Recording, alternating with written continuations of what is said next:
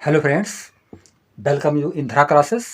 आपके लिए new model paper में लेकर के आया हूँ बीए फोर्थ सेमेस्टर इंग्लिश पढ़ने वाले स्टूडेंट के लिए मित्रों, जो कि बहुत ही इम्पोर्टेंट होने वाला है आपके आने वाले एग्ज़ाम के लिए।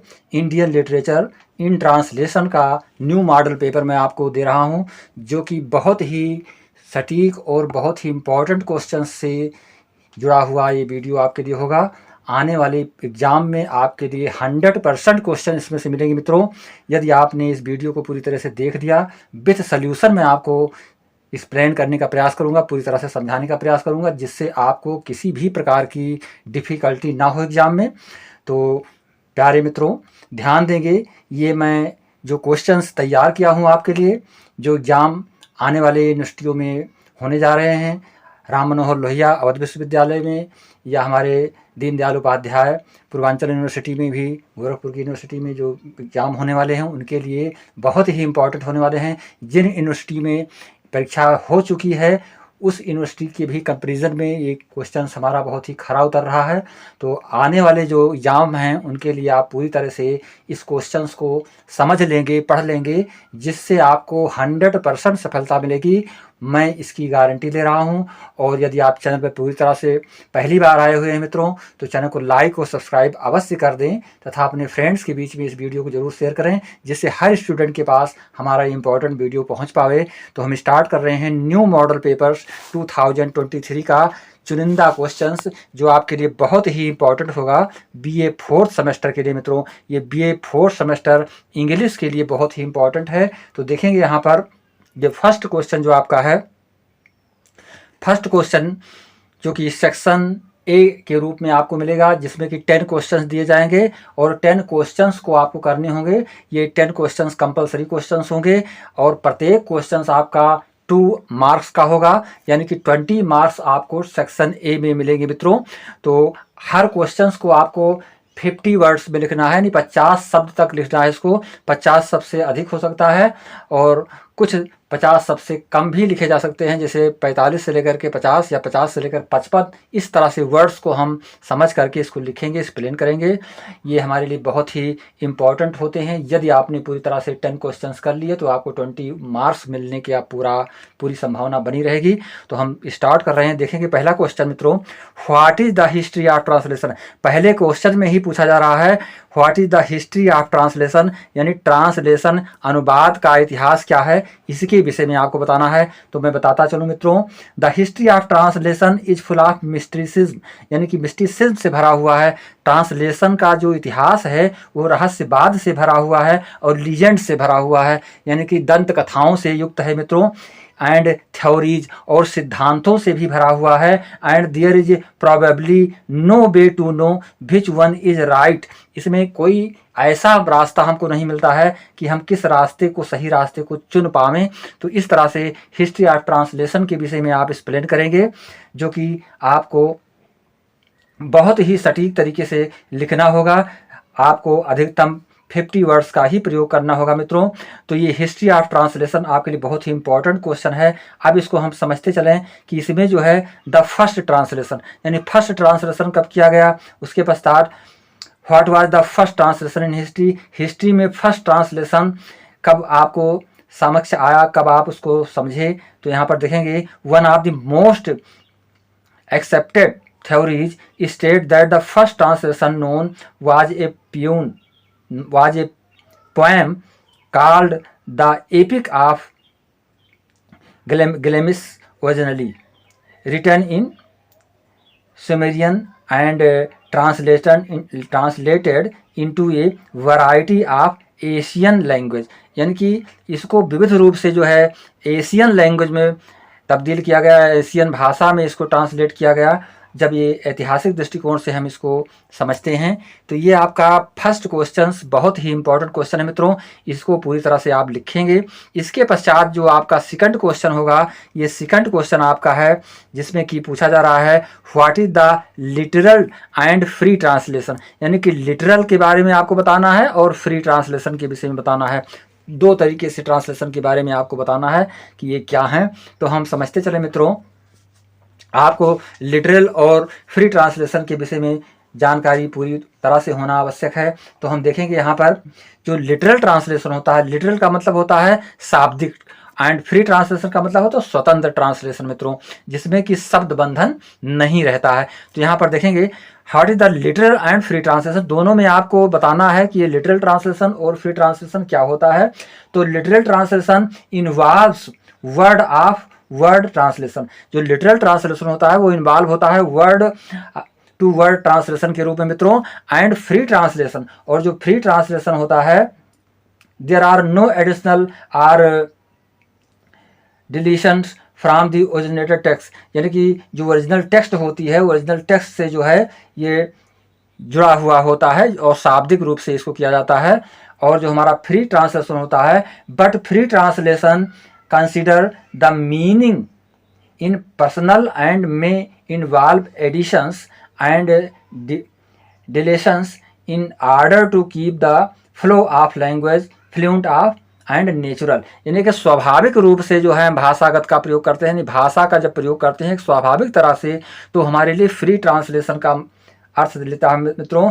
इसी तरह से this is the main difference between literal and free translation, यही जो है मुख्य अंतर होते हैं जो कि शाब्दिक और स्वतंत्र ट्रांसलेशन के बारे में बताया गया है मित्रों। तो इसमें आपको पूरी तरह से समझ लेना है कि जो हमारा लिटरल ट्रांसलेशन होता है वो शाब्दिक रूप से तटस्थ होता है, हम शब्द को परिवर्तित नहीं कर सकते हैं, परंतु जो फ्री ट्रांसलेशन होता है वो हमारा जो है पूरी ही तरीके से मित्रों, जो फ्री ट्रांसलेशन होता है वो कंसीडर करता है यानी मीनिंग के विषय में, यानी कि translation consider the meaning in general, यानी जनरल रूप से वो मीनिंग अर्थगत ट्रांसलेशन होता है मित्रों। तो ये भिन्नताएं होती हैं जो हमारे लिटरल और फ्री ट्रांसलेशन होते हैं। एंड इसको हम इन्वॉल्व कर सकते हैं एडिशन के रूप में, एक तरीके के रूप में मित्रों, and deletion in order to keep the flow of language fluent and natural, एक स्वाभाविक तरीके से भाषा का प्रयोग करना, ये हम फ्री ट्रांसलेशन के अंतर्गत सीखते हैं।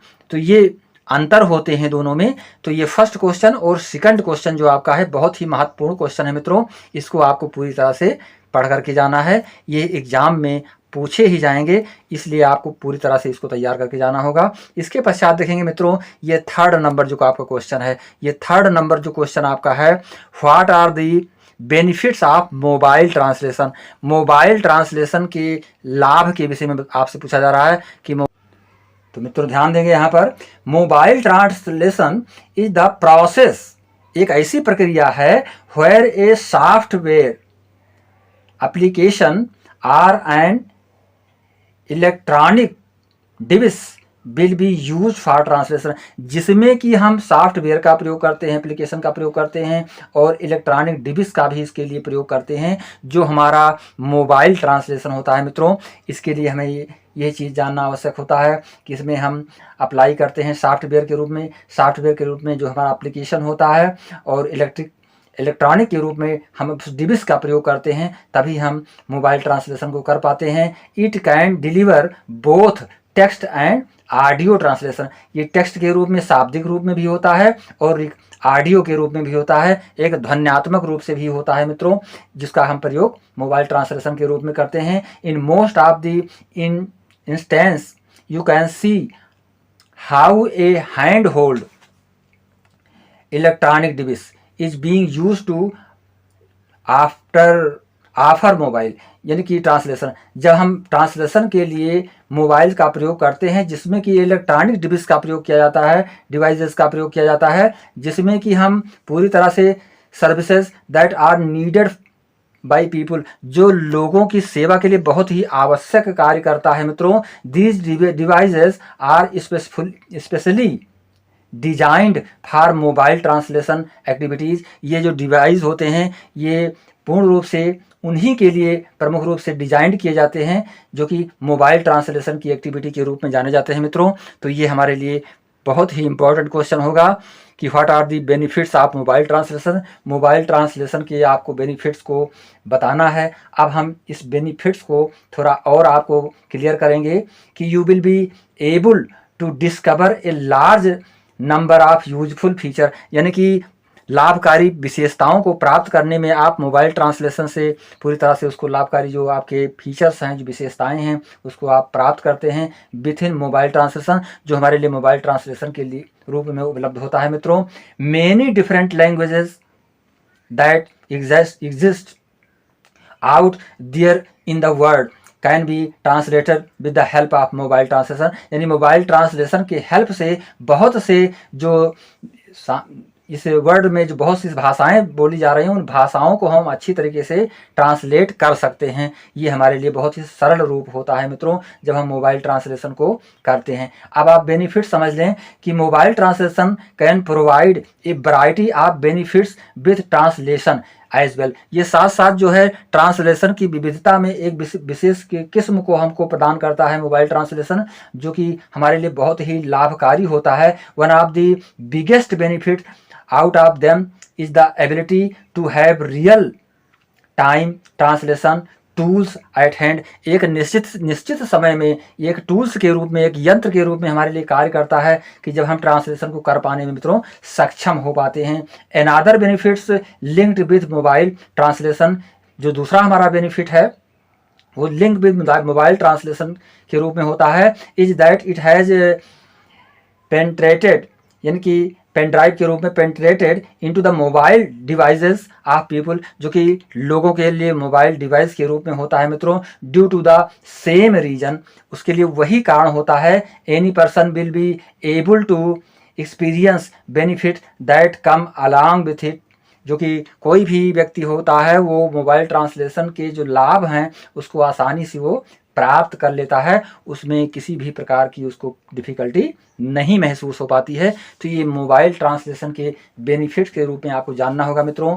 अगला पॉइंट आप समझें कि it is also possible to use to see how mobile translation is playing a key role in business networking as well as, जैसे कि बिजनेस नेटवर्किंग में जो है मोबाइल ट्रांसलेशन हमारे लिए बहुत ही उपयोगी साबित हुआ है कि यदि हम बिजनेस व्यापार की लाइन में होते हैं, कोई भाषा हमारी नहीं समझ पाता है, तब भी हम उस मोबाइल ट्रांसलेशन से उस भाषा को अच्छी तरीके से अंडरस्टूड कर सकते हैं मित्रों। ये भी हमारे लिए बहुत ही इम्पॉर्टेंट रोल अदा करता है।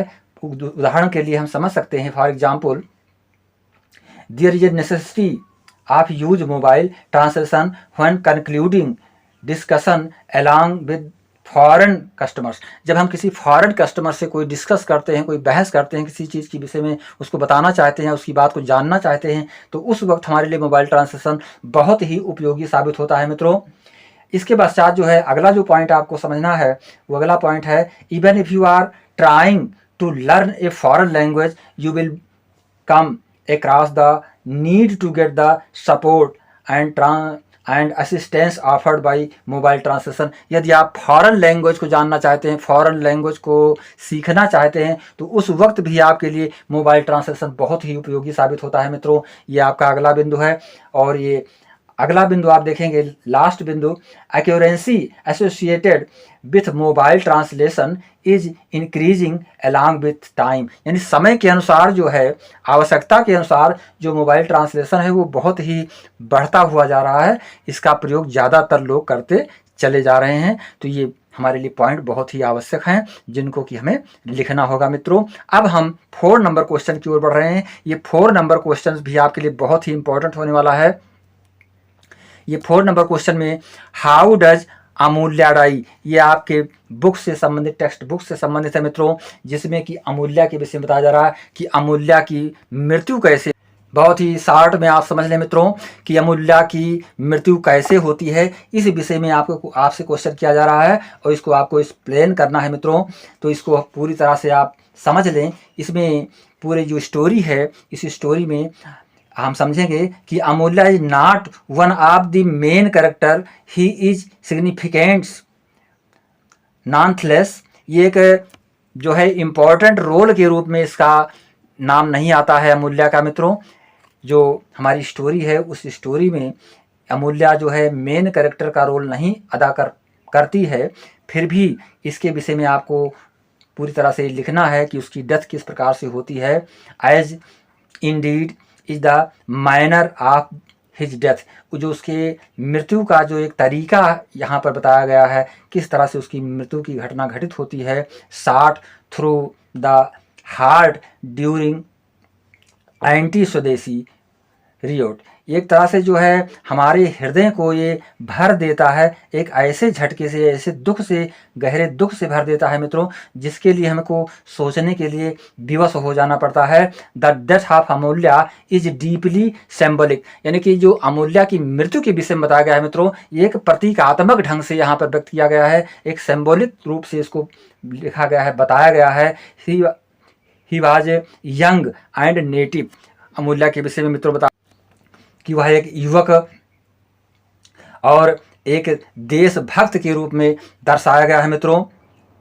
Someone govern by his emotional attachment of Sandeep, यानी कि कुछ ना कुछ जो है एक इमोशनल भावात्मक स्पर्श दिखाई पड़ रहा है, भावात्मक जो है एक अटैचमेंट दिखाई पड़ रहा है संदीप के प्रति अमूल्या का मित्रों। India and the Swadeshi movement, और जो स्वदेशी मूवमेंट हुआ था, यानी कि स्वदेशी जो आंदोलन किया गया था मित्रों, उसमें यह विशेष रोल अदा करता हुआ दिखाई पड़ रहा है। In other words, he always allows his heart to overrule his head, यानी कि जो कुछ हम चिंतन करते हैं, जो कुछ हम हृदय से चिंतन करते हैं, वो ओवर रूल होता है हमारे मस्तिष्क से मित्रों, कि हम हृदयगत रूप से, यानी अपने सोच विचार को हृदयांगम करते हुए उसको जो है समाज में रख पाते हैं। ये अमूल्या के डेथ का एक विशेष इंट्रोडक्शन आपके लिए होगा, फीचर्स होगा मित्रों। आगे हम देखेंगे, but that heart has been destroyed both literally and metaphorically, जो ऐसे हृदय जो पूर्ण रूप से विघटित हो गए हैं, पूर्ण रूप से ध्वस्त हो गए हैं, एक जो है शाब्दिक रूप से और एक मेटाफोरिकल रूप में जो है, जो हृदय में आघात पहुंचे हैं। Amulya's death is the death of innocence, क्योंकि अमूल्या की मृत्यु एक निर्दोष की मृत्यु के रूप में मित्रों यहाँ पे परिलक्षित की गई है, बताई गई है कि एक निर्दोष व्यक्ति की जिस प्रकार से मृत्यु होती है, उस तरह से अमूल्या की मृत्यु के विषय में यहाँ पर बताया गया है। As a humble foil soldiers in the Swadeshi movement, he was themselves manipulated by Sandeep and Bimla, becoming little more than a pawn in their political games, यानी अपने जो है राजनीतिक खेल में जो है उसकी मृत्यु की घटना यहाँ पर दिखाई जा रही है, जिसमें कई लोग शामिल दिखाई पड़ रहे हैं मित्रों। यह राजनीतिक परिप्रेक्ष्य की घटना यहाँ पर दिखाई पड़ रही है। बट अमूल्याज नेवर अंडरस्टूड दिस, परंतु अमूल्या ने इसके विषय में कभी नहीं समझा था कि ऐसी घटना हमारे प्रति हो सकती है मित्रों।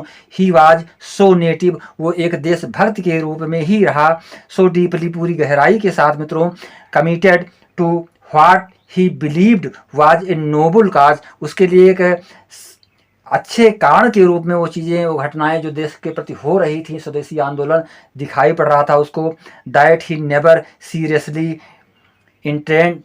entertained the thought that his supposed comrades would ever try to exploit him, उसको ऐसा कभी सोच में आया ही नहीं था कि जो उसके कैमरेड्स हैं, जो उसके अनुयायी हैं, जो उसके साथ में लोग उस आंदोलन में सम्मिलित हैं, वो उसके साथ इस तरह की घटना घटित कर सकते हैं। तो ये सारी चीज़ें आपको इसमें बताना होगा।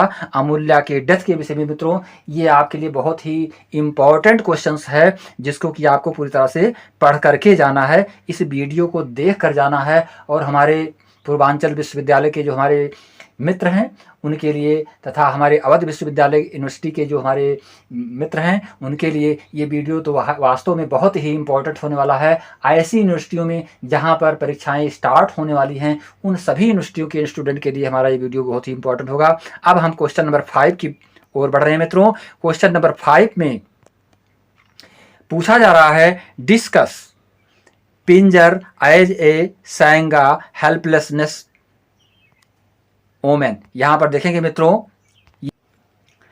क्वेश्चन नंबर 5 में आपसे पूछा जा रहा है, डिस्कस, इस वर्णन कीजिए, Pinjar as a saga of helplessness of women. Helplessness of women का मतलब एक औरत की, एक स्त्री की निसहायता, मतलब उसकी निराशा, उसकी हेल्पलेसनेस को, उसकी जो है एक समाज में अलग थलग होने की स्थिति के विषय में पिंजर में जो चीज़ें बताई गई हैं वो उसको आपको एक्सप्लेन करना है यहाँ पर मित्रों पूरी तरह से, कि एक निसहाय औरत की, असहाय औरत की, जिसकी कोई मदद नहीं कर रहा है, वो समाज को किस तरह से अपनी ओर आकर्षित करना चाहती है, अपनी ओर जोड़ना चाहती है, किस तरह से वो समाज से लड़ रही है।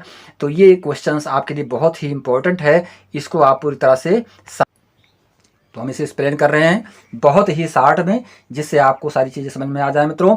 पिंजर the skeleton is a saga of helplessness of women. ये जो स्केल्टन वर्ड आता है, स्केल्टन को हम कंकाल के रूप में कहते हैं, मतलब कंकाल शब्द के लिए इसका प्रयोग किया जाता है मित्रों।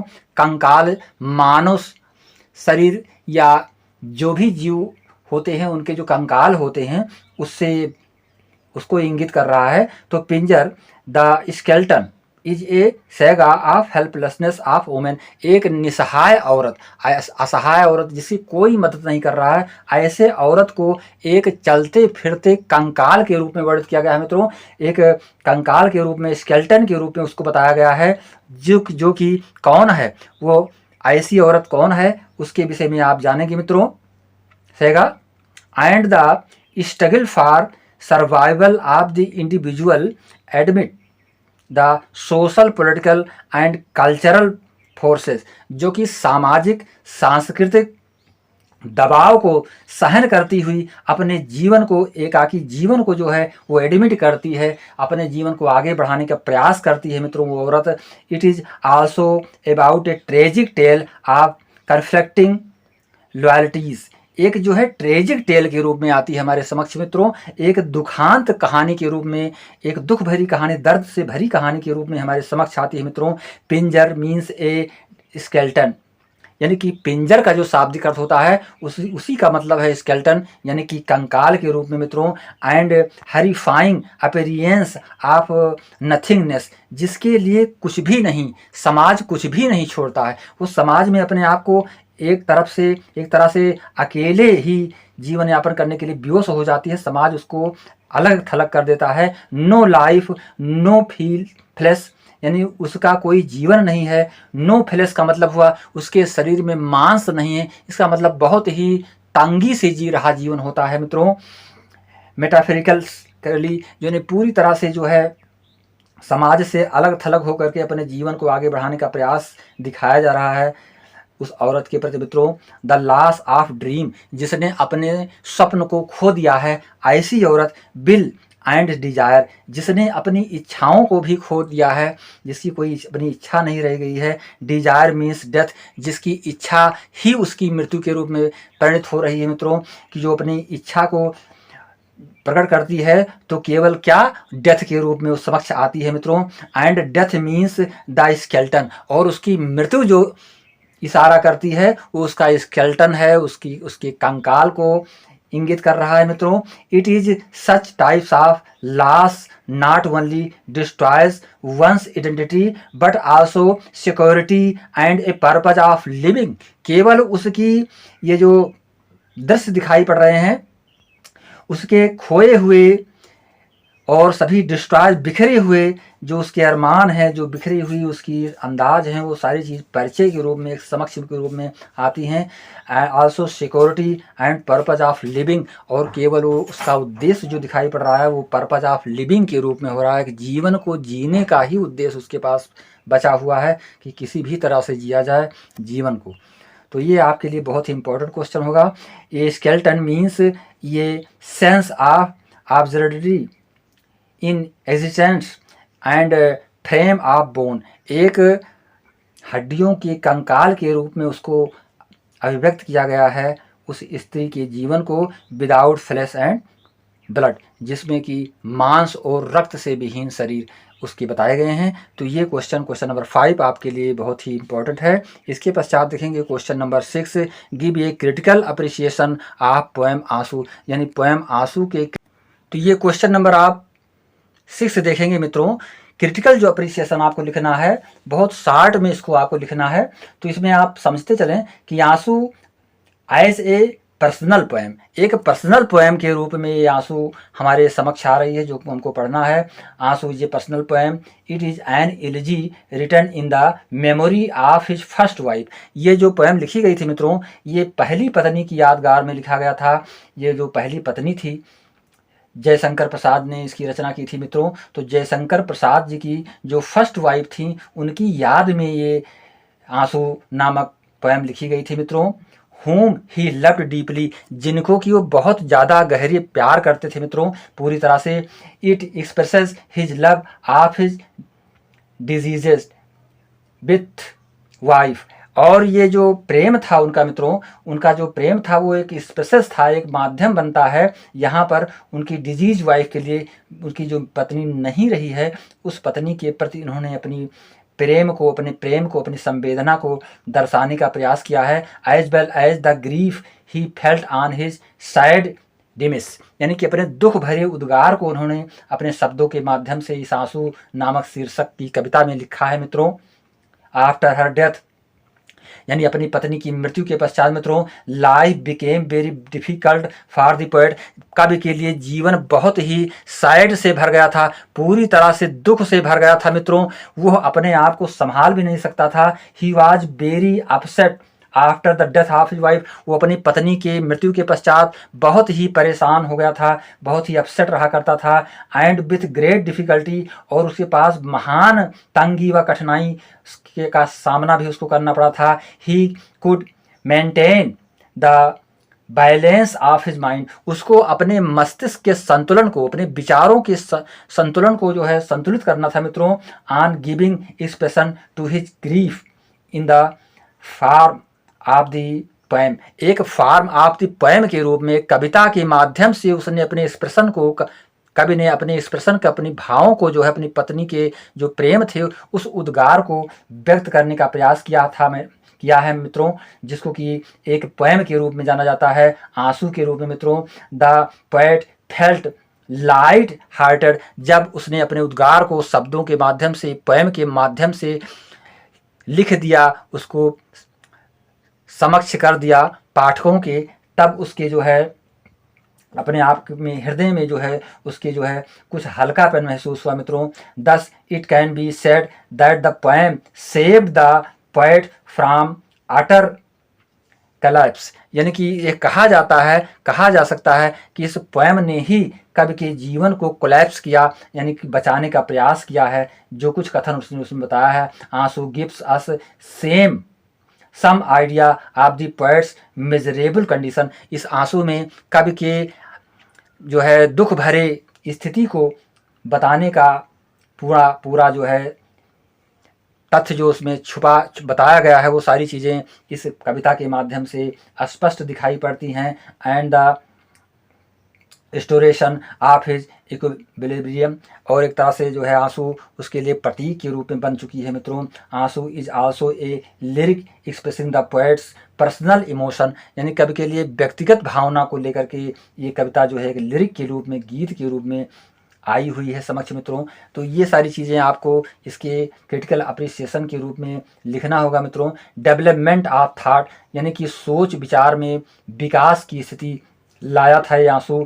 एज ए लव एक प्रेम कविता के रूप में, यानी प्रेम से ओतप्रोत कविता के रूप में आंसू पाठकों के समक्ष आई। As a poem of grief, as a poem of grief, यानी दुख से भरी हुई पोएम के रूप में ये समक्ष आई आंसू मित्रों। आगे देखेंगे as a poem of hope, और जो अगला पॉइंट इसके लिए आता है, as a poem of hope के रूप में, एक आशा के रूप में कविता समक्ष आई है।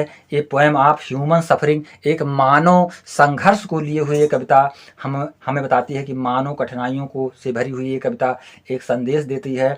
As a poem of nature, एक प्रकृति के रूप में भी ये पोएम हमारे समक्ष आ रही है। तो इस तरह से सेंसुएशन, एक भावात्मक पक्ष को लिए हुए ये हमारे समक्ष दिखाई पड़ रही है। तो ये सारी चीज़ें, सारे पॉइंट्स आपको समझ करके लिख देने होंगे और बहुत ही शॉर्ट में लिखने होंगे इसके विषय में मित्रों।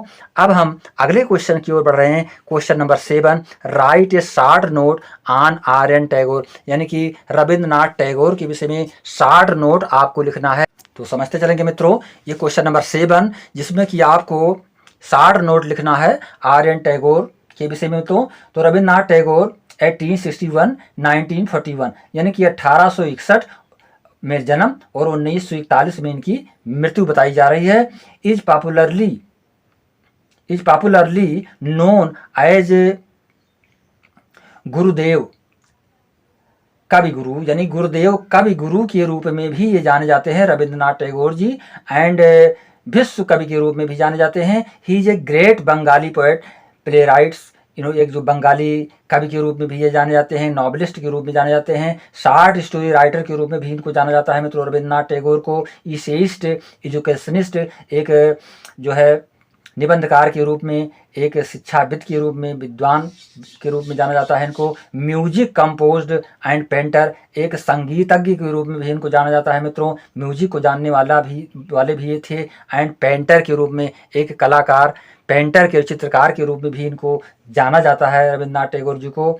ही received the Nobel Prize for literature for his Gitanjali, यानी अपने गीतांजलि के लिए इनको नोबेल पुरस्कार से भी पुरस्कृत किया गया था। तो ये भी चीज़ें आपको लिखना होगा। इन 1913, यानी कि 1913 में इनको गीतांजलि पर नोबेल पुरस्कार से नवाजा गया था मित्रों। His Gitanjali is a collection of 103 devotional songs, इसमें 103 डिवोशनल जो है सांग गीत पाए गए हैं गीतांजलि में मित्रों।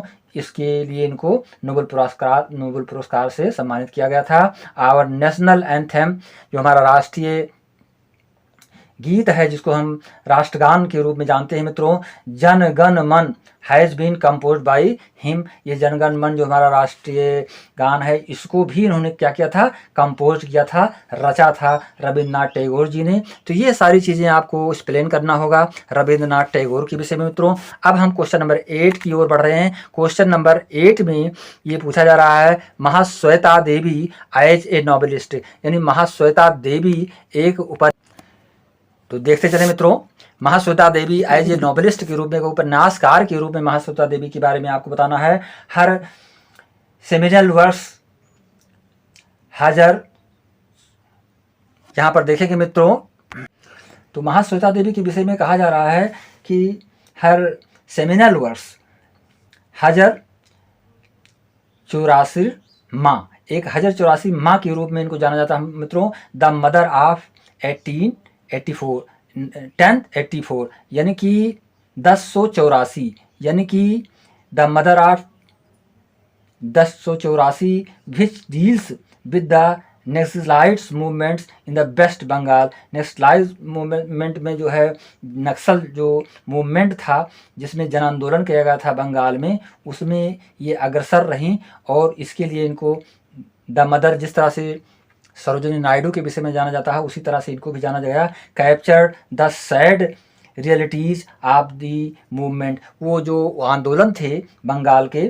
तो वहाँ के जो उस आंदोलन में जो सैडनेस था, जो बंगाल का जो उसमें दुख भरी चीज़ें थीं, लोग जो है एक दूसरे को कैप्चर्ड, दुख से ओतप्रोत कर देने वाले कृत्य करते थे, उस वास्तविकता को समझ करके ये बहुत ही दुखी हुई थी वेस्ट बंगाल की। In fact the stories of tribal resistance against the British and other authorities entities bear poignantly documented in her books such as arrangers.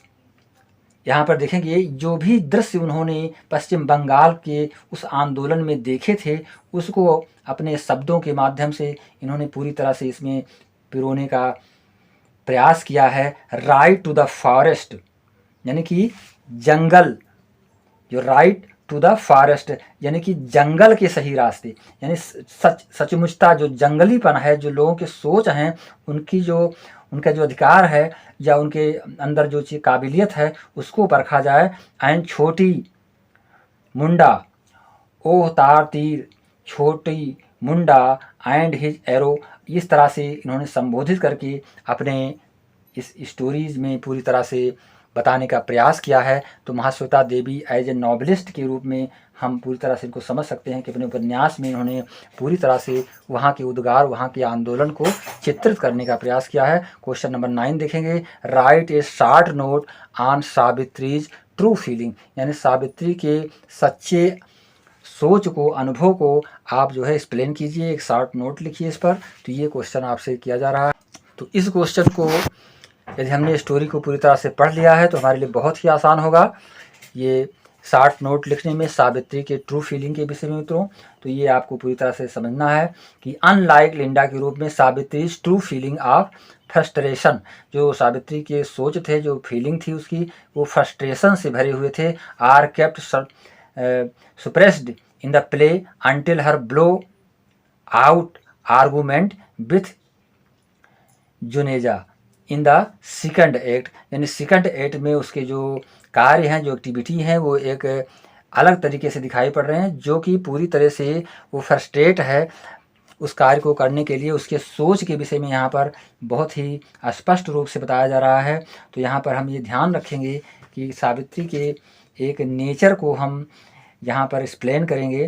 तो यहाँ पर देखेंगे सावित्री जो है उसकी जो फीलिंग है, वो feeling that she had a lot more to say, वो बहुत कुछ कहना चाहती है। That Rakesh had felt unwritten, ऐसी चीज़ों को जिसमें कि राकेश मोहन जी ने नहीं लिखा है, उनकी फीलिंग को पूरी तरह से उसको एक्सप्लेन नहीं किया, अपने शब्दों के माध्यम से उसको नहीं लिखा है। फिर भी सावित्री के तमाम सारी ऐसी फीलिंग्स है जो हमें इस स्टोरी में पढ़ने को मिल रही है। Nath feels that even after Savitri speech and imbalance remind, एक असंतुलित इम्बैलेंस तथ्य को प्रस्तुत करती है जो कि किसी भी मानव के हृदय को छू लेगी मित्रों। तो इस तरह से आपका क्वेश्चन बहुत ही इंपॉर्टेंट होगा, क्वेश्चन नंबर 9, जिसमें कि सावित्री की ट्रू फीलिंग्स के विषय में आपको बताना है। तो जब हम सावित्री के बारे में ही जिक्र कर रहे हैं तो सावित्री के कैरेक्टर्स के भी विषय में जानेंगे यहाँ पर, तभी हमको पूरी तरह से इसको समझ में, सारी चीज़ें हमको समझ में आ पाएंगी। तो the character of Savitri is seen by some critics as inherently good and with a protective motherly instinct instilled with her, एक मातृत्व के रूप में, एक माता के रूप में उसके चरित्र को उद्धृत किया गया है, यहाँ पर उद्धृत किया गया है मित्रों। She is seen as a soul character, एक जो है सोल कैरेक्टर्स के रूप में हम इसको जानते हैं ऑफ द प्ले, इस नाटक के। Who has any regard for the family and works tirelessly for them, tirelessly for them, ये अपने परिवार को चलाने के लिए पूरी तरह से थकान का अनुभव किए हुए जो घर का मुखिया है, उसके उस तरह से इसके जो है भावों को यहाँ पर प्रकट किया गया है मित्रों। According to Nigam RL, even her losing her temper seems justified to the reader due to what she puts on with from her studious non-compop in his words, यानी कि जो कुछ उसकी एक्टिविटी होती है वो उसको उसके शब्दों से अलग दिखाई पड़ती है। जो कुछ वो कहती है उसी तरह से अपने कार्य को आगे बढ़ाने का प्रयास करती है। समाज में एक जो है आप एक हस्बैंड की तरह से किस तरह से उसको अपने साथ रखना है, किस तरह से रहना है, किस तरह से जीवन यापन करना है, पूरी चीज़ों को लेकर के सावित्री का जीवन यहाँ पर उसकी फीलिंग जो है वो समक्ष आ रही है। इसके पश्चात देखेंगे क्वेश्चन नंबर 10 मित्रों, कन्यादान मीनिंग एंड हिंदू डाइटीज़, यानी कन्यादान का मतलब और हिंदू मतानुसार जो है उसको किस तरह से हम समझ रहे हैं। तो देखेंगे मित्रों कन्यादान का मतलब क्या है। तो इसमें बताया गया है the groom is considered to be an incarnation of lord Vishnu, यानी कि जो ग्रूम है, जो दूल्हा एक पति के रूप में जिसको मानते हैं, वो लॉर्ड विष्णु के रूप में समक्ष आ रहा है। And the bride is considered to be a form of goddess, और जो ब्राइड है, जो दूल्हे को विष्णु व गॉडेस के रूप में यहाँ पे किया जा रहा है, उसका कंपैरिजन किया जा रहा है जो भारतीय समाज है, भारतीय संस्कृति है। और Lakshmi is the deities of wealth and properties, जैसे कि जो पत्नी होती है वो लक्ष्मी के रूप में, समृद्धि के रूप में बताई गई है। This way according to this tradition, एक तौर तरीके के जो रास्ते बताए गए जो संस्कृति से ओतप्रोत है मित्रों। The parents since are forgiving through the merit of this ritual of religious donations. जो पेरेंट्स होते हैं, जो माता पिता होते हैं, उनके जो कृत्य होते हैं, जो अपराध होते हैं, जो कुछ वो पाप करते हैं, फॉरगिवन, उसको जो है क्षमा किया जाता है, पूरी तरह से उसको अलग कर दिया जाता है through the merit of this ritual of religious donations. एक उनकी उपलब्धि के रूप में, जैसे कि विष्णु की संज्ञा दी गई है, पति को पत्नी की संज्ञा लक्ष्मी से दी गई है। तो जो भी कुकृत्य होते हैं, जैसे विष्णु ने तमाम सारे ऐसे कार्य किए हैं जो समाज के अहित कार्य में लगे हुए थे, उनका संहार भी किया है। तो पति के द्वारा जो भी कृत्य पाप से संबंधित चीज़ें की जाती हैं, वो पत्नी उसको क्या कर देती है, वो उसके साथ होती है, तो वो चीज़ें उससे अलग हो जाती हैं, डोनेशंस के रूप में हो जाता है, एक उसके लिए उपलब्धि के रूप में हो जाता है। तो इस तरह से ये कन्यादान जो है पूरी तरह से एक हिंदू भक्ति के रूप में, हिंदू विचारधारा के रूप में बहुत ही इम्पोर्टेंट स्टोरी के रूप में समक्ष आ रही है। द कन्यादान meaning so is also a gift of wealth and prosperity. ये कन्यादान का मतलब ही ऐसा है कि एक पुरस्कार के रूप में हमारे लिए है, जो कि पुरस्कार समृद्धि यानी धन, वेल्थ एंड प्रॉस्पेरिटी और समृद्धि के रूप में जो हमें प्राप्त होता है। To the groom for his life ahead, एक दूल्हे को जो प्राप्त होता है कन्या, वो एक समृद्धि और धन के रूप में प्राप्त होती है। तो कन्यादान में हमको कुल मिलाकर कंक्लूजन यही मिल रहा है कि जो कन्यादान का जो टाइटल है, जो शीर्षक है, उसमें इस चीज़ को बताने का प्रयास किया गया है, इस तथ्य को बताने का प्रयास किया गया है कि जो कन्या होती है वो हमारे लिए सुख, समृद्धि और धन के रूप में होती है, जो कि दूल्हे को प्राप्त होती है। तो ये हमको पूरी तरह से समझना है। ये these 10 questions are very important for your history examination मित्रों। ये प्रत्येक क्वेश्चन 2 मार्क्स के होंगे, जो कि सेक्शन ए के अंतर्गत होंगे, यानी 20 मार्क्स आपको इसमें मिलेंगे। अब हम 60 क्वेश्चंस आपको बताने जा रहे हैं मित्रों। ये जो 60 क्वेश्चन होते हैं ये भी आपको करने होते हैं। तो 60 क्वेश्चंस में ये आपका सेक्शन बी होगा। सेक्शन बी 60 क्वेश्चंस जो आपको करने होते हैं, इसमें आपको 5 क्वेश्चंस करने होंगे और प्रत्येक क्वेश्चंस का जो मार्क्स होगा वो 7 मार्क्स होगा, यानी कि 35 मार्क्स आपको सेक्शन बी से मिलेंगे मित्रों। और सेक्शन ए से आपको 20 मार्क्स मिलेंगे, यानी कि सेक्शन बी में आपको केवल 5 क्वेश्चंस करने हैं और मैंने आपको 7 क्वेश्चन दिए हूँ, आपको केवल 5 क्वेश्चन करना होगा। ये प्रत्येक क्वेश्चन आपके 7 मार्क्स के होंगे, यानी 35 अंक का होगा आपका सेक्शन बी। तो देखेंगे इसमें कौन कौन से क्वेश्चंस इंपॉर्टेंट हैं। तो write a brief note on Chandranath Babu, यानी चंद्रनाथ बाबू के विषय में आपको एक नोट्स लिखना है, जो कि आपके लिए बहुत ही इम्पॉर्टेंट होगा।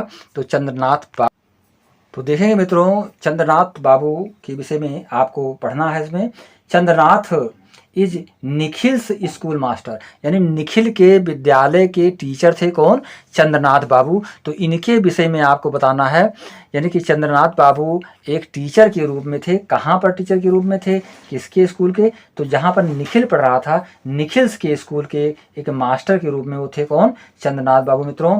Both Chandranath and Nikhil's believe in giving people individual freedom over domestic doctrines, यानी कि जो निखिल था और जो चंद्रनाथ बाबू थे, ये दोनों लोग विश्वास करते थे कि लोगों को इंडिविजुअल फ्रीडम दिया जाए, एक जो है स्वयं की स्वतंत्रता लोगों को दिए जाए, स्वयं वो स्वतंत्र हों। व्यक्तिगत स्वतंत्रता के बारे में ये लोग विशेष जोर देते थे, यानी कि जो निखिल था और जो चंद्रनाथ बाबू जी थे, इन दोनों का सोच एक था ही। आगे देखेंगे मित्रों कि सच एज स्वदेशी, यानी कि जैसा कि स्वदेशी नाम से होता है मित्रों। स्वदेशी का मतलब स्व मीन्स अपना और देश मतलब देश में रहने वाला, यानी स्वयं का जो देश होता है। स्वदेशी मूवमेंट के तहत ये चीज़ें जानी गई थी कि लोगों को अधिकार प्रदान किए जाएं, यानी कि व्यक्तिगत जो है स्वतंत्रता उनको दी जाए। ही रेगुलरली गिव्स निखिल्स एडवाइस, वो हमेशा ही निखिल को क्या कर देते थे, सलाह देते थे मित्रों, एडवाइस देते थे कौन, Chandranath Babu. Like Nikhil's his principal way of thinking, alliance him from those he is trying to help. जैसा कि निखिल उनके विचारों का समर्थन करने वाला था, इसलिए प्रायः वो उसको एडवाइस भी दिया करते थे। मित्रों देखिए, जो भी गुरु होता है वो शिष्य को अपनी बात तभी बताता है जब शिष्य उसको जीवन में उतार सके और उसको स्वीकार करता है, तभी कोई भी अपनी बात को दूसरे तक पहुंचाता है। तो चंद्र बाबू जो थे, चंद्रनाथ जी, अपनी बातों को जो है निखिल के प्रति जो है निखिल को जो है ज़्यादा उसको एडवाइस के रूप में प्रस्तुत करने का वो प्रयास करते थे, सलाह के रूप में। For instance while he provides Panchu with A loan and A home, Panchu ultimately losses respect for Chandranath. जब वो पंचू नामक एक जो इसमें कैरेक्टर है वो ऋण को प्राप्त करने के पश्चात उस सम्मान को भुला देता है चंद्रनाथ के प्रति जो है मित्रों, because Chandranath does not ultimately help him reach a better place in life. क्योंकि चंद्रनाथ ने उसके लिए मदद अल्टीमेटली नहीं की थी अच्छी तरीके से कि जिससे वो जीवन उसका सुधर पावे। तो यहाँ पे एक विरोधाभास के रूप में ये चीज़ें मिल रही हैं। तो ये क्वेश्चंस भी आपके लिए बहुत ही इम्पोर्टेंट है चंद्रनाथ बाबू के विषय में जो इसमें बताया गया है। और जो अगला क्वेश्चन आपको है मित्रों, ये है describe the suffering of the women during the partition of India. यानी कि पार्टीशन ऑफ इंडिया के समय, यानी कि भारत के बंटवारे के समय में स्त्रियों को जो संघर्ष करना पड़ा था उसके विषय में आपको इसमें बताना होगा। तमाम सारे प्रकार के संघर्ष उठाने पड़े थे देश की महिलाओं को पार्टीशन जब हुआ था हिंदुस्तान और पाकिस्तान का मित्रों। तो ये आपको लिखना है, इसमें से ये भी आपके चैप्टर्स में हैं। अब हम देखेंगे क्वेश्चन नंबर थर्ड में what is the message of the poem O servant where dust thou. ये जो पोएम है ओ सर्वेंट ओ डस्ट दाउ, इसको तो देखेंगे मित्रों। ये जो आपका क्वेश्चन है what is the message of poems O servant where dust thou, ये कबीर दास जी के रचना से संबंधित है मित्रों, जिसमें कि ये कबीर दास जी ने इस बात को बताने का प्रयास किया है कि इसमें जो है जो सर्वेंट का एक प्रतीक है। सर्वेंट का मतलब होता है जो प्रेयर करने वाला होता है, और जो गॉड को जो है यहाँ पर मास्टर का उसकी संज्ञा दी गई है ओ सर्वेंट व्हेयर डस्ट दाउ, और दाउ का मतलब तू, यानी कि जो ईश्वर का उपासक होता है उसके विषय में कबीर जी ने अपनी बातों को रखा है कि हम उसका जो है Kabir believed prayers offering praise of to a holy spirit, यानी कि praise of a holy spirit, एक पवित्र आत्मा के पुरस्कार के रूप में, एक पवित्र आत्मा को पुरस्कार के रूप में प्राप्त करने की बात यहाँ पर कबीर दास जी ने बताई है। Universal and personal both in this world, यानी कि एक सांसारिक रूप से और एक व्यक्तिगत रूप से दोनों स्थितियों को इस संसार में कवि ने बताने का प्रयास किया है कि एक भक्त जो होता है और एक जो ईश्वर होता है, दोनों के विशेष क्या क्या उसके बीच की क्या क्या चीज़ें होती हैं, इसको बताया है इन्होंने। ही also sends A course of message of God most profound the unique fulfilment embodied in the symbol of faith taken differently for belief in Hindu and Muhammada। यहाँ पर हिंदुओं और मुस्लिम यानी दोनों मजहबों के लोगों को ईश्वर के विषय में, गॉड के विषय में उन्होंने बताया है कि हम एक सेवक के रूप में होते हैं जो सेवा कर रहे होते हैं, और उसके बदले में हम क्या चाहते हैं, और वो जो हमारा जो मालिक है, जो हमारा गॉड है, वो हमको किस तरह से हमारी सेवा से वो हमें क्या प्रदान करता है, किस तरह से वो सेटिस्फाई होता है, संतुष्ट होता है। तो यहाँ पर एक स्पिरिचुअल भाव को कबीर दास जी ने बताने का प्रयास किया है मित्रों। तो इस चीज़ को आपको बताना है। इसके पश्चात question number 4 right A note on Kabir, यानी कबीर पर आपको एक नोट्स लिखना है। तो ये कबीर दास के विषय में मित्रों, जो कि ये भी आपके लिए बहुत ही इम्पॉर्टेंट है कि कबीर के विषय में आप कुछ, तो जैसा आप पढ़ चुके हैं, आप जानते हैं कि Kabir is one of the greatest poet of India, यानी कि भारत के कबीर एक सबसे महान कवियों में जाने जाते हैं मित्रों। He was a mystic poet. Mistake का मतलब होता है रहस्यवाद से युक्त, रहस्यवादी कवि के रूप में इनको जाना जाता है, एंड साइंट के रूप में, एक संत के रूप में जाना जाता है मित्रों। He is so popular that he is quoted frequently. ये इसलिए पॉपुलर हुए क्योंकि इनके जो कथन थे, जो इनकी जो रचनाएं थी, वो एक अलग तरीके के भाव को प्रकट करती थी। जो भी उसको पढ़ने वाले होते थे, जो भी पाठक होते थे, उनको एक अलग संदेश प्राप्त होते थे ईश्वर के प्रति मित्रों। His poems give off a tremulous radiant intensity, एक अलग तरीके के सोच को उत्पन्न करने की, धारणा को बताने का प्रयास इनका रहता था अपनी रचना के माध्यम से मित्रों। His writings have greatly influenced the भक्ति मूवमेंट। इनकी जो रचना थी वो एक भक्ति मूवमेंट को ओतप्रोत करने का कार्य करती है, एक भक्ति आंदोलन के रूप में वो कार्य करती है मित्रों। वो प्रत्येक समाज को जागरूक करने का और उनको सजग करने का प्रयास कर रहे हैं अपनी रचना के माध्यम से मित्रों। तो ये क्वेश्चन आपसे किया जाएगा। इसके पश्चात जो क्वेश्चन है, question number 5, right a brief note on the conversation among.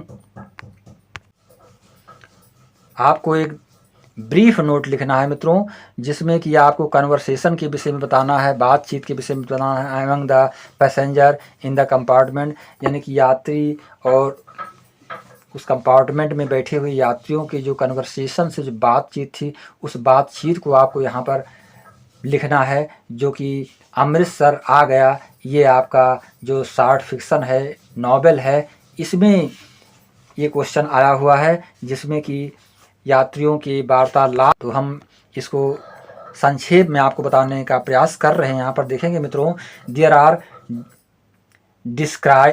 Described 7 person in the story sitting in the compartment. 7 लोग जो है कंपार्टमेंट में बैठे हुए थे। उस कंपार्टमेंट में कितने लोग थे मित्रों? तो 7 लोग वहाँ पर बैठे हुए थे उस कंपार्टमेंट में, जो कि आपस में बातचीत कर रहे थे। दे आर 3 पठान्स, जिसमें कि उनमें 3 लोग क्या थे? पठान थे। एक सरदार जी और एक सरदार जी थे उसमें, the author of the story, और कहानी का लेखक भी उसी में बैठा हुआ था मित्रों। ये फ्रैल बाबू, एक दुबले पतले बाबू वहाँ पर बैठे हुए थे मित्रों, एक सज्जन बैठे हुए थे, एंड एन ओल्ड वोमेन, और एक बूढ़ी स्त्री बैठी हुई थी। तो ये कुल मिलाकर उस कंपार्टमेंट में 7 लोग बैठे हुए थे, जिनका कन्वर्सेशन, बातचीत चल रही थी मित्रों। ये हमें बताना है। तो ये आप पूरी तरह से, यदि आपने इसके स्टोरी को पढ़ा होगा, हमने जो कि वीडियो में दे दिया है आपको, तो पूरी तरह से आप इसको लिख पाओगे बहुत ही आसान तरीके से। अब हम देखेंगे question number 6, give a character sketch of Savitri, यानी सावित्री के चरित्र के विषय में आपको बताना है। सावित्री के चरित्र को आपको यहाँ पर लिखना है। तो सावित्री का चरित्र एक नारी, तो यहाँ पर देखेंगे मित्रों, सावित्री के कैरेक्टर्स के विषय में आपको लिखना है।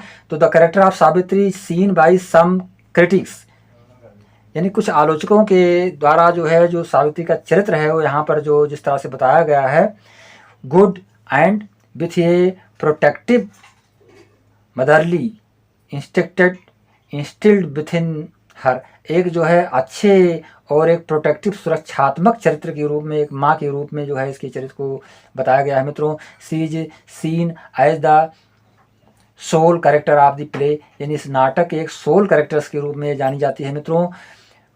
Who has any regard for the family and works tirelessly for them, जो अपने परिवार के लिए, यानी अपने परिवार की थकान को दूर करने का प्रयास करती है, पूरी तरह से परिवार को साथ में लेकर के चलने वाली स्त्री के रूप में इसको बताया गया है मित्रों।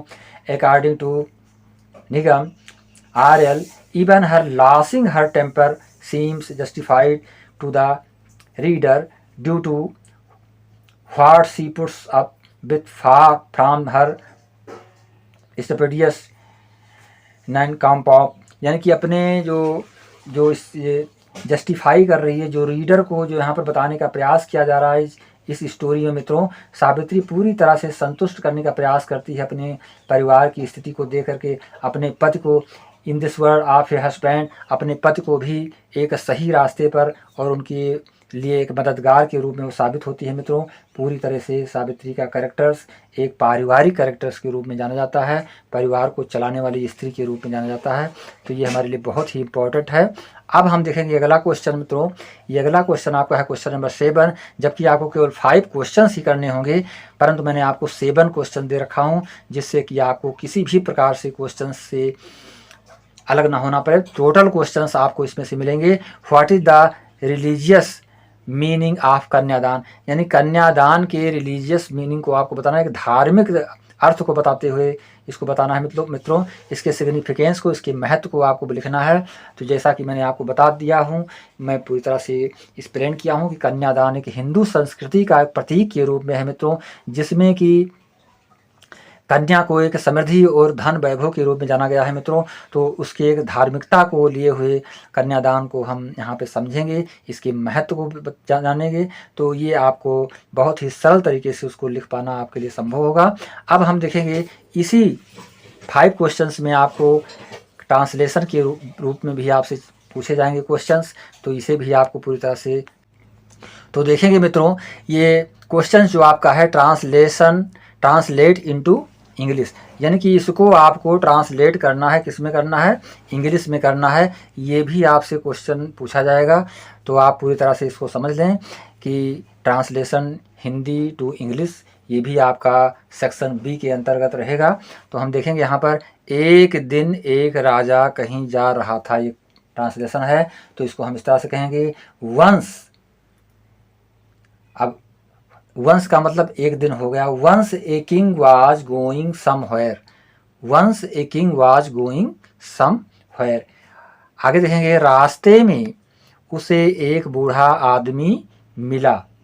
तो on the way he met an old, एक बूढ़े आदमी से वो मिला जिसकी सफेद दाढ़ी थी। An old man with A white beard, यानी कि सफ़ेद दाढ़ी वाले आदमी से रास्ते में वो मिला, बूढ़े आदमी से मित्रों। इसके पश्चात देखेंगे, राजा ने उससे पूछा।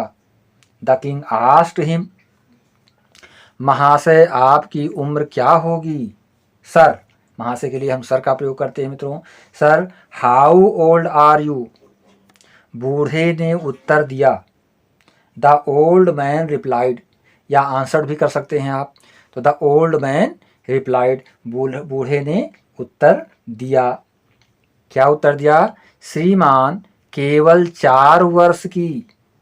सर, ओनली 4 years ओल्ड, श्रीमान जी मैं केवल 4 वर्ष का, अर्थात सर ओनली 4 years ओल्ड, श्रीमान केवल 4 वर्ष की। जब राजा ने उससे उम्र के विषय में प्रश्न किया मित्रों, तो उसने अपनी उम्र क्या बताया, श्रीमान केवल 4 वर्ष की। इस तरह से ट्रांसलेशन भी आपसे पूछे जाएंगे मित्रों। तो पूरी तरह से आप ट्रांसलेशन को भी समझ करके लिखेंगे, जिससे आप पूरे अंक प्राप्त कर पाएँ, क्योंकि प्रत्येक क्वेश्चंस आपका सेक्शन बी का 7 मार्क्स का होगा।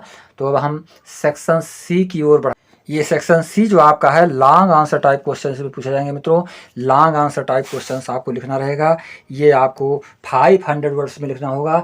और जो सेक्शन बी का क्वेश्चन रहेगा, शॉर्ट आंसर टाइप क्वेश्चंस, उसको आपको 200 वर्ड्स में लिखना होगा। और सेक्शन ए जो मैंने एक्सप्लेन किया हूँ, उसको आपको 50 वर्ड्स में लिखना होगा। तो इसमें आपको केवल 2 क्वेश्चंस करने होंगे, और प्रत्येक क्वेश्चन आपका 10 मार्क्स का होगा, यानी 20 मार्क्स आपको लॉन्ग आंसर टाइप क्वेश्चंस में मिलेंगे। तो आपको सेक्शन ए में 20 मार्क्स मिलेगा, और सेक्शन बी में आपको 35 मार्क्स, प्लस जो है सेक्शन सी में आपको 20 मार्क्स प्राप्त होंगे। तो कुल मिलाकर के आपको 75 मार्क्स इस पेपर में मिलने हैं। तो आप देख लेंगे important questions long answer type questions का। पहला क्वेश्चन आप देखेंगे, the home and the world is a story of an explosive personal encounter in the history of time, यानी समय के इतिहास के अनुसार जो है the home and the world जो कहानी है, वो एक्सप्लोसिव पर्सनल, एक व्यक्तिगत रूप से इनकाउंटर्स करती है, हमको बताती है। इसके विषय में आपको कमेंट करना है। पूरी तरह से लॉन्ग आंसर टाइप में आपको इसका उत्तर देना होगा मित्रों, जो कि आपके लिए बहुत ही इंपॉर्टेंट होगा। ये क्वेश्चन आपके लिए 10 मार्क्स का होगा। और जो दूसरा क्वेश्चन आपका है, ये है discuss Kabir and his impact on Tagore, यानी कबीर और उनके जो प्रभाव हैं टैगोर पर, तो ये आपको बताना है कि डिस्क उस पर आपको उसका वर्णन करना है कि Kabir and his impact on Tagore, Kabir और उनके प्रभाव टैगोर पर। तो ये आपको पूरी तरह से एक्सप्लेन करना होगा लॉन्ग आंसर टाइप क्वेश्चन के रूप में, जो कि 500 वर्ड्स में आपको लिखना होगा मित्रों।